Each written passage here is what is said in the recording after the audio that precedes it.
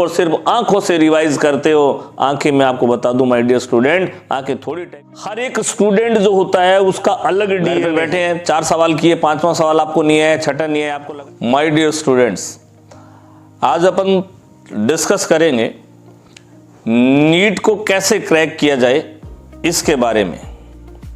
आज का अपना जो सेशन रहेगा, ये सेशन उन सब स्टूडेंट्स के सजेशन पे बेस्ड है जिन्होंने इस नीट को क्रैक किया है। और आप बिलीव नहीं करेंगे कि इस नीट को क्रैक करना बेहद ही आसान है। अगर आप स्ट्रेटजी और सही प्लानिंग के साथ चलें तो डेफिनेटली नीट को क्रैक करने में आपको कोई भी दिक्कत नहीं आएगी। माय डियर स्टूडेंट्स, जैसा कि आप जानते हैं कि पिछले 2 सालों में नीट की कट ऑफ काफ़ी ऊपर जा रही है। कई स्टूडेंट्स के तो 720 आउट ऑफ 720 मार्क्स आ रहे हैं। इसका मतलब इस बार जो एग्ज़ाम होगा वो एग्ज़ाम आपके नॉलेज के साथ साथ उन 3 घंटे में आपकी स्पीड और एक्यूरेसी की भी परीक्षा है। क्योंकि आपका जो मेरिट ऊपर जाने का रीज़न है कि काफ़ी सारे स्टूडेंट उसी मेंटल लेवल की सोच रख रहे हैं, तो why should you be select in that category. इसके लिए नॉलेज के साथ साथ आपको आपकी स्पीड और एक्यूरेसी पे भी ध्यान देना पड़ेगा, तभी आप नीट को क्रैक कर पाएंगे। सो माय डियर स्टूडेंट्स, जो स्ट्रेटेजी मैं आपको बताने जा रहा हूं, आपके पास अभी 3 से 4 महीने के बीच में है। अगर आप इस स्ट्रेटेजी को फॉलो करेंगे तो डेफिनेटली नीट के क्रैक करने का आपका सपना है वो पूरा हो जाएगा। तो चलिए सीधे मुद्दे की बात पे चलते हैं। पहला स्ट्रेटेजी का जो पॉइंट है वो है discipline banana.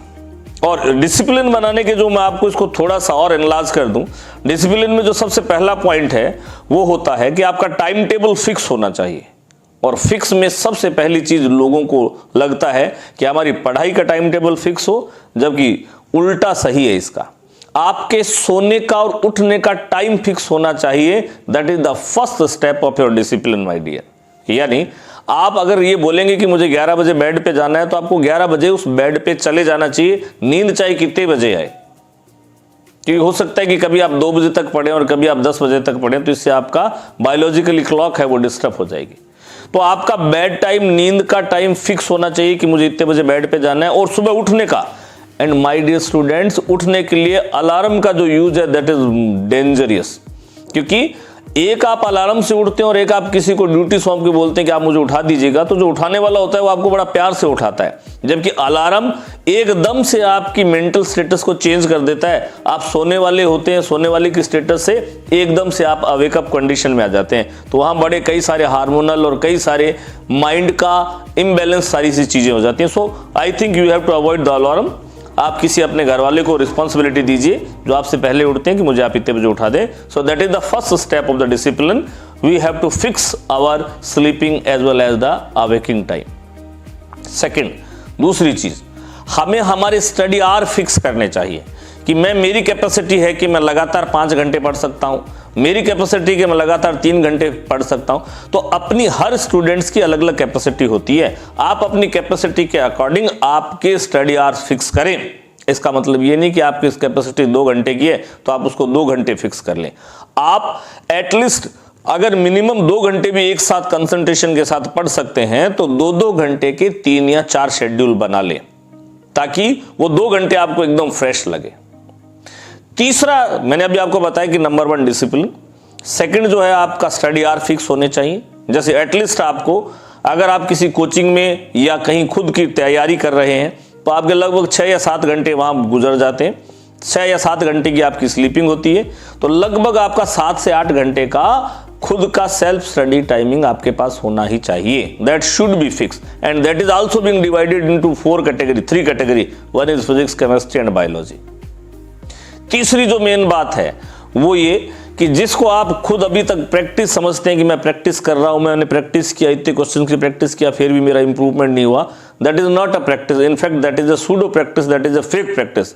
The real practice is this my dear, कि whenever you are taking the practice, जब आप प्रैक्टिस कर रहे हो तो आपके सामने ये होना चाहिए कि इन 2 घंटों में मुझे ये 50 सवाल करने हैं। ऐसा नहीं कि आप घर पे बैठे हैं, 4 सवाल किए, 5वां सवाल आपको नहीं है, छठा नहीं है, आपको लगा कि यार चलो मैं कॉपी से उठा के कर लूं या अपने दोस्त से पूछ लूं, या चलो 20 सवाल करते करते बोर हो गया, किसी का मोबाइल आ गया, आपने मैसेज उठा लिया। So that is the pseudo practice my dear, that is the fake practice. इसीलिए मोस्ट ऑफ स्टूडेंट्स का इंप्रूवमेंट नहीं होता सवालों की प्रैक्टिस करने के बाद में। प्रैक्टिस का रियल तरीका होता है कि आप ये सोचें कि इस 2 घंटे में मुझे फिजिक्स के 30 ही क्वेश्चन करने हैं, केमिस्ट्री के 40 करने हैं, फिजिक्स के बायोलॉजी के मुझे 50 क्वेश्चन सॉल्व करने हैं। तो उस समय आपके पास कोई गैजेट नहीं हो, उस समय आप कोई भी हेल्पिंग मटेरियल नहीं यूज करेंगे, तभी जाके आपकी रियल प्रैक्टिस होगी। यानी डिसिप्लिन, आपके स्टडी आवर्स फिक्स हो, आपका डेली टाइम टेबल फिक्स हो।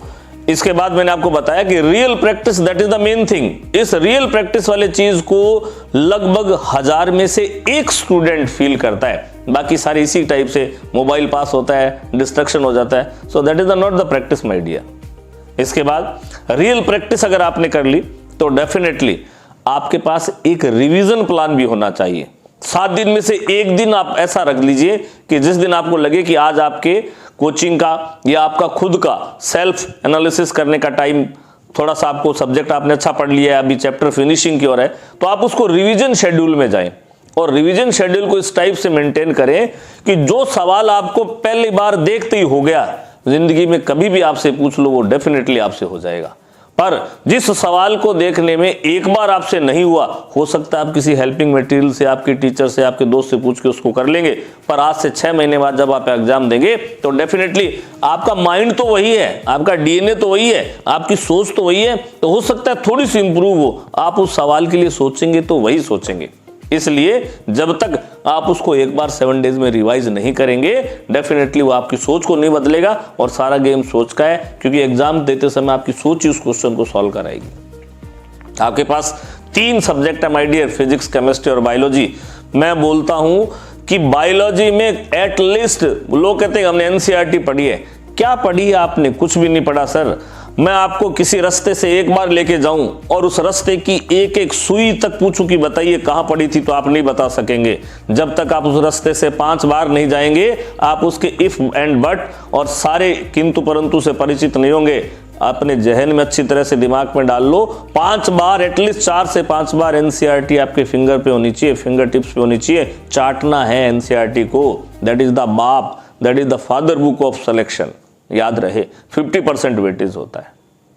केमिस्ट्री में 3 पोर्शन आपके पास है my dear, physical, inorganic, organic. Physical के लिए न्यूमेरिकल प्रैक्टिस होनी चाहिए, इनऑर्गेनिक बड़ा ही कंफ्यूजिंग है, डिक्रीजिंग ऑर्डर और कई सारे इसमें एक्सेप्शंस आ जाते हैं। जब तक हर एक्सेप्शंस को, हर ऑर्डर को अपने हाथ से नहीं लिखोगे, आप सबसे बड़ी गलती करते हो। आप उन ऑर्डर्स को, जो इलेक्ट्रो एफिनिटी है, ये सारी चीजें हैं, इनको आप सिर्फ और सिर्फ आंखों से रिवाइज करते हो। आंखें, मैं आपको बता दूं माय डियर स्टूडेंट, आंखें थोड़ी टाइम तक ही साथ देती हैं। हाथ, आपको आंखों से लिखना है या हाथ से लिखना है एग्जाम में? हाथ से लिखना है ना, तो हाथ से लिखी हुई चीज कभी आपके टेम्परेरी मेमोरी में नहीं जाती है, वो हमेशा परमानेंट मेमोरी में जाती है। सो इनऑर्गेनिक को हर टाइम आपको लिख के देखना है, ये आपके दिमाग में फिक्स कर लीजिए। फिजिक्स के बारे में कुछ नहीं बोलूंगा। फिजिक्स आपके मेंटल स्टेटस का गेम है। आप अगर फिजिक्स में बहुत अच्छे हैं तो आप फिजिक्स को ना पढ़ें तो भी काम चलेगा, क्योंकि फिजिक्स सीखने का सब्जेक्ट नहीं है, वो आपको आ गया तो आ गया। अगर आप फिजिक्स में बुरे हैं तो आप अपनी स्टार्टिंग कीजिए 45 में से 20 क्वेश्चन के साथ, और हर टेस्ट के साथ 3-3 क्वेश्चन का इंक्रीमेंट करें, और जब आप 35 क्वेश्चन पे पहुंच जाएं तो आप मान लीजिए कि आपने अच्छा स्कोर कर लिया है। इसके लिए सबसे रामबाण है फिजिक्स और फिजिकल केमिस्ट्री के लिए आपके टीचर द्वारा लिखवाई गई जो कॉपी है। आप चाहे आपका माइनर टेस्ट हो और चाहे आपका फाइनल नीट का टेस्ट हो, उसमें आप मिला के देख लीजिएगा। जो टीचर आपको सवाल कराता है वो कोई ऐसे फालतू सवाल नहीं कराता है, वो कम से कम 20 साल का एक्सपीरियंस लेके बैठा है, वो वही सवाल कराता है जो आपके कंपटीशन को टच करते हैं। इसलिए सबसे मेन फिजिकल, केमिस्ट्री और फिजिक्स में आप सबसे पहले अपनी कॉपी का रिवीजन करें, और फिर एक कोई सी भी शीट या कोई भी रेफरेंस बुक लेके उसके 30 से 40 क्वेश्चन फिजिक्स के, 50 से 60 क्वेश्चन केमिस्ट्री के सॉल्व कर लें। तो आपको एटलीस्ट 100 क्वेश्चन डेली के सॉल्व करने हैं। 20 क्वेश्चन फिजिक्स के, 30 क्वेश्चन केमिस्ट्री के, लगभग 40 से 50 क्वेश्चन बायोलॉजी के, जो टॉपिक आपको रिवाइज होना। और इसके बाद जैसे आपका सिलेबस कंप्लीट हो जाए, आपका जो टेस्ट सीरीज का शेड्यूल है या जो आपका पूरा शेड्यूल है किसके अकॉर्डिंग मुझे टेस्ट देने हैं, उस टेस्ट शेड्यूल को पूरा सीरियसली फॉलो करें। और माय डियर स्टूडेंट, आप याद रखें, हर एक स्टूडेंट जो होता है उसका अलग डीएनए है।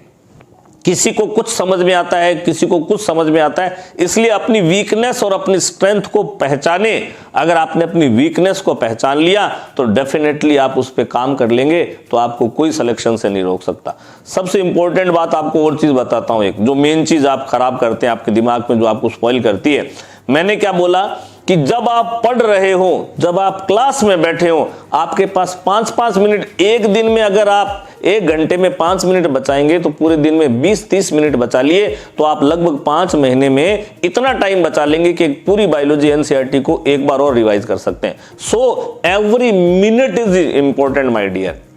तो मैं आपको जो बता रहा था ये सारी चीजें अगर आप इनको सीरियसली फॉलो करेंगे तो डेफिनेटली आपको कोई सिलेक्शन से नहीं रोक सकता। मैं एक बार वापस से रिवाइज करता हूं, आपका डिसिप्लिन होना चाहिए, सोने और उठने का प्रॉपर टाइम होना चाहिए, आपके स्टडी आवर्स हैं वो फिक्स होने चाहिए, आपका जब प्रैक्टिस हो वो रियल प्रैक्टिस हो, वो फेक प्रैक्टिस नहीं हो। ये फेक प्रैक्टिस वर्ड ही आपको आगे जाने से रोक रहा है, क्योंकि आप सिर्फ खुद को संतुष्ट करते हैं, आपका ध्यान मोबाइल में, आपने 5 सवाल कर लिए, फिर आप एक दूसरे को डिस्टर्ब कर रहे हैं। रियल प्रैक्टिस कीजिए माय डियर। और जो चीजें मैंने सारे फिजिक्स, केमिस्ट्री, बायोलॉजी के बारे में बताई है, एनसीईआरटी और सारी चीजों का स्टडी कीजिए।